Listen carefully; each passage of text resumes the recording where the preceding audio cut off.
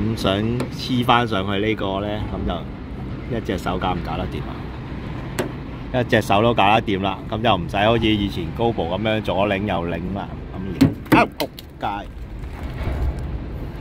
又冇事，哇！好彩冇事啫，啱啱揩一揩，幾乎瀨嘢。咁啊 DJI 啊，有玩開航拍都知啊，我都買咗卡啦，100幾蚊補翻1年可以換過個新機啊，就算跌爛都，哇！真係學家燕姐話齋啊，個心啱啱都嚟一嚟啊！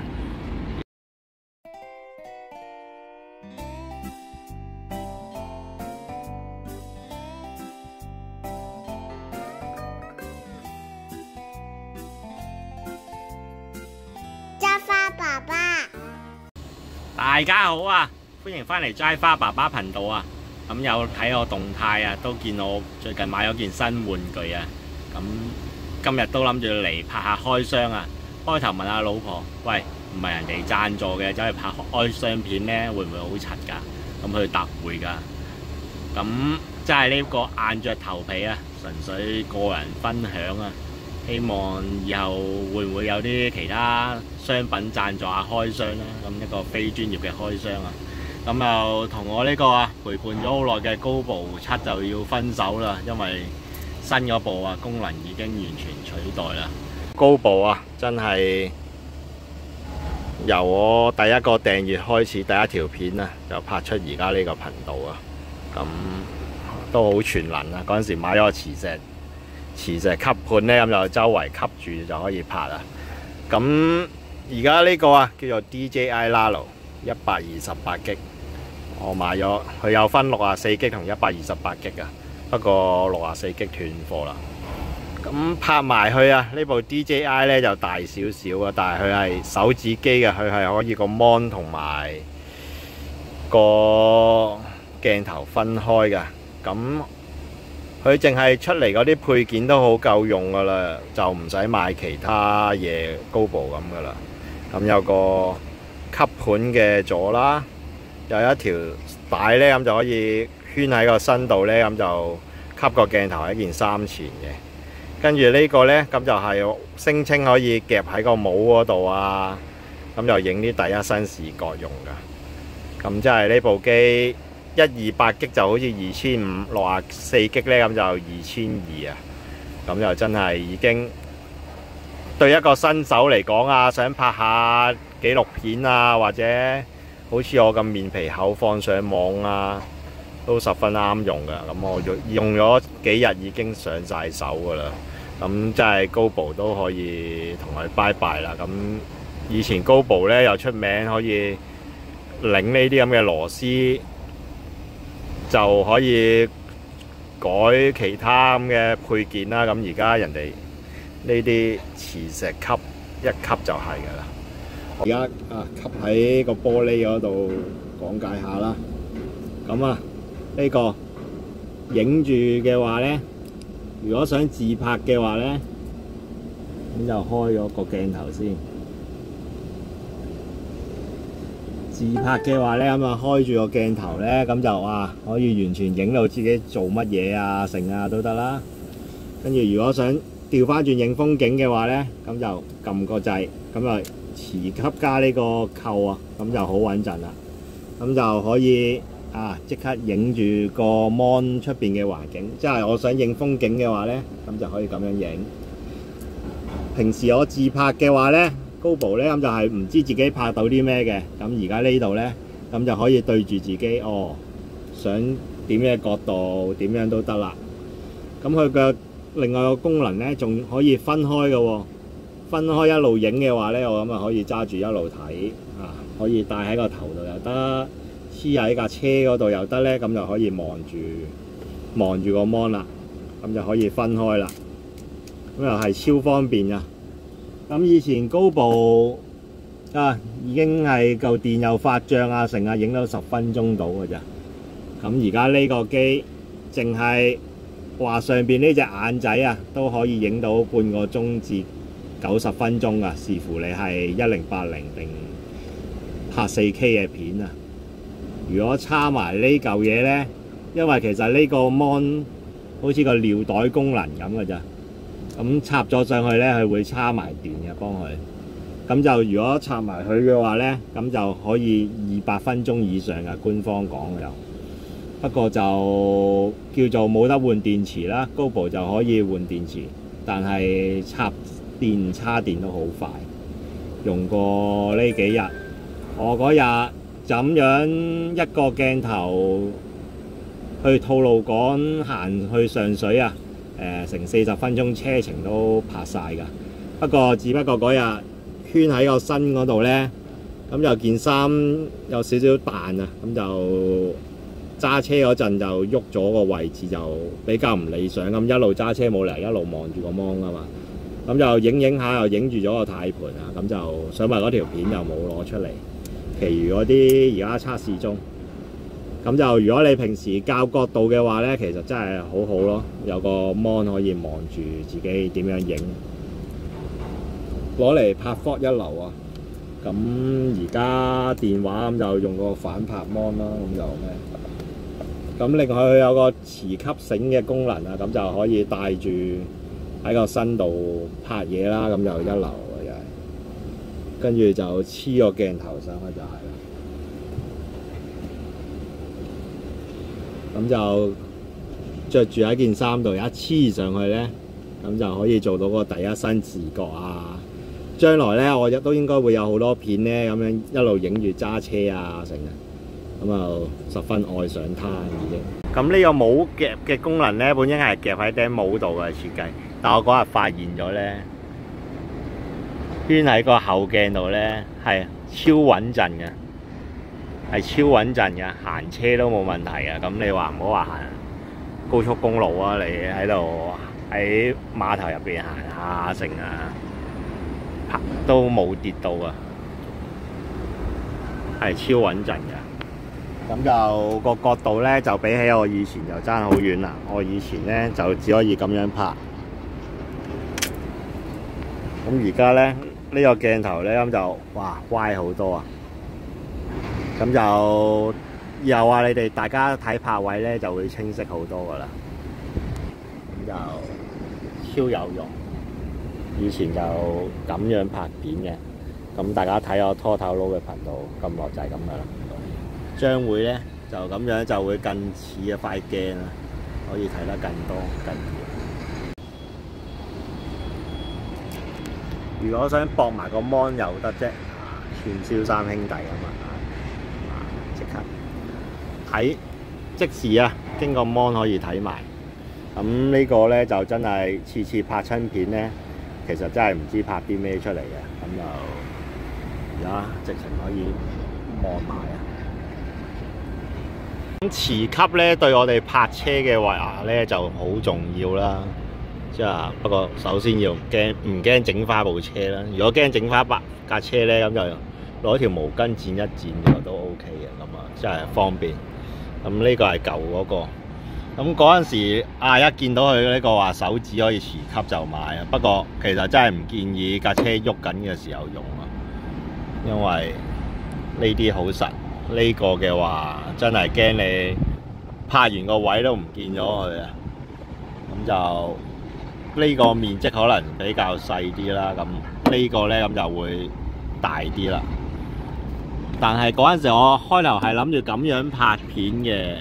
點知啊意外地揾到，哇！原來嗰個夾帽嗰個又闊又靚，即刻唔使咁樣諗啦。但係你話如果隨時可以拍下，將來拍下啲 vlog 啊，就唔使 set 腳架啦。咁佢都主打可以周圍黐喺人哋啲位嗰度啊。總之係鐵就當自拍棍咁樣黐噶啦。咁就周圍黐啊，周圍拍啦，可能拍多啲其他奇形怪狀啊，唔同嘅角度嘅開箱片俾大家睇啦。咁想黐翻上去呢個呢，咁就一隻手搞唔搞得掂啊？一隻手都搞得掂啦，咁就唔使好似以前 GoPro 咁樣左擰右擰啦。咁而仆街又冇事，哇！好彩冇事啫，啱啱嗨一嗨，幾乎瀨嘢。咁啊〜DJI 啊，有玩開航拍都知啊，我都買咗卡啦。百幾蚊補翻1年，可以換過個新機啊！就算跌爛都，哇！真係學家燕姐話齋啊，個心啱啱都嚟一嚟啊！屌啊！好彩 DJI 啊，買卡記住買卡，唔好貪平，執件絲鞋翻去啊，都換翻錢啊！咁就中意黐邊度就黐邊度拍片啦。好，頭先貨車個虛位帶咧就可以攝得到啊，咁啊私家車又未必得啦。咁就要用翻其他專業配件啦。如果想拍私家車嘅話，咁就但係私家車又係啦，可以左吸右吸。哇！呢啲咧咁就個位闊啲咧，咁就穩陣啲嘅。即係影拍車其實都一流。即係你唔好話踩到100幾咁樣喺度蹬龍翔道，我諗都唔會飛走，都實嘅其實。咁最後啊，講翻去開箱啊，配件又多啦，咁啊彈一彈佢啦，咁啊最 basic 嗰個 mon 貼啊都冇啊，咁啊而家個鏡頭都係打真軍啊個鏡頭，咁啊反而高部啊嗰陣時貼咗個 mon 貼喺度啊，雖然經歷咗咁多啊摧殘，歲月摧殘。起碼都有個貼保護下，咁呢個呢，咁就而家等緊淘寶運嚟啊！咁啊頭先跌一跌，好彩冇跌爛嘅。咁又係啦，呢塊又係要 mon 貼啦，咁又等緊淘寶送過嚟啊！咁啊細個呢啲啊，咁佢原裝個保護套又冇啊，咁佢真係買機又真係得個機啊！咁就〜物盡其用啊！咁啊，之前老婆嗰部 Intel 360，咁就攞嚟用，咁就啱啱好喎。反而咁樣打洞咧，入嘴咧就啱啱好喎。咁就見老婆個360擺喺度唔用咧，咁就偷咗嚟用，咁啊當代出街用咧就好方便啦。咁呢啲配件咁就又係啦。掛頸繩咧，如果想拍第一身視覺咧，咁啊超級有用啦。咁啊當頸鏈掛。呢個咧咁就〜夾喺頂帽度咧，又係一個其他嘅視覺啊！咁睇下將來會唔會攞嚟用啦？咁啊，頭先如果我拍車嘅話咧，咁就一定用佢噶啦，夾喺個倒後鏡度超穩陣，又夠出，就唔使以前咁樣貼個鏡頭喺車身。咁呢個吸盤咧，咁就聲稱玻璃啊、台面啊都可以啦，一吸就係啦。咁其實〜呢個開頭我攞嚟行車用呢，都黐過喺出邊㗎，咁行40-50又係托賴冇跌出去啦。不過吸盤呢，就始終有個危機性，又係啦，喐緊嘅地方就真係唔好啦，諗啦。咁就普通你話黐喺個台面啊，黐喺塊玻璃度當自拍神棍用呢，咁就好好啦。咁佢啊，除咗WiFi 過相之外啊，仲可以用條線就即刻過翻啲相落個相機度啊，咁就方便好多啦。咁就以前我就高部就影完之後影完落張卡度呢，咁就張卡度就過翻落去部手機度啊。咁而家直接插線過又得啦，超方便。所以啊，對於啲唔熟科技啊，又想學下拍片啊，記錄下又好啊，點都好啊，都係十分推介嘅。如果你話睇其他 YouTuber 都有開箱呢，咁又對比埋嗰啲咩 4K 啊、2.7K 啊定1080啊，咁我就用翻1080拍攝啊，因為早排用啲 2.7K 都好啊，哇拍出嚟條片哇10幾 G 嘅話，我自己都冇咁專業咁大嘅容量啊，咁我又唔係咁專業睇相嗰啲啊。最近都拍啲1080嘅片，咁呢個啊不專業嘅開箱就去到呢度啦。咁片尾又或者再剪啲成品俾大家睇啦。啊，最後想講啊，呢隻眼仔啊，聲稱可以落埋水10米內都冇問題嘅。咁呢個就唔可以落水啦，所以如果想帶落水，又帶呢個落水。好，咁今次條開箱片去到呢度，有咩之後再講啊，或者有咩角度想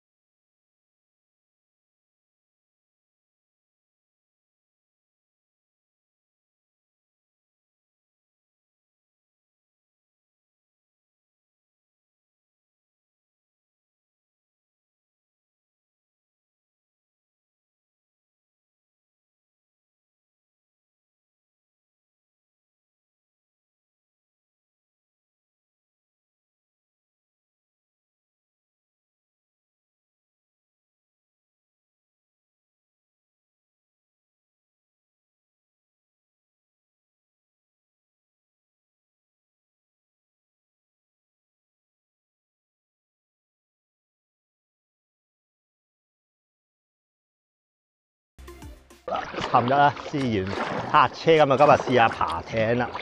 咁就今日中秋後啊，超藍天、超藍水。咁我哋而家準備去緊綠蛋島啊，好快到啦。周圍啲龍蝦灣啲石都好靚，對面有吊鐘莊。咁啊，而家將個鏡頭啊磁吸咗喺個心口度啊，咁就翻去睇下錄到啲乜嘢啊。好啦，準備登島啦！哇，遠睇成隻荷包蛋咁啊！以前就好 hit 嘅呢度。好啦，頭先咧就咁樣落水啦，咁啊保險啲圈住，咁又帶住個磁吸。哇咁鬆啊！頭先咁樣吸住，跟住保險啲咧，咁就揾條繩再勾住咯。咁而家咧，咁就叉電咧，呢個主機又唔防水嘅，你抹一抹先啊，所以係咪防潑水嘅，但係佢穩陣嘅，出邊嗰啲應該就咁樣就可以即刻同個鏡頭叉翻電啦。哦，咁就可以一陣間又再落去啦。係啦。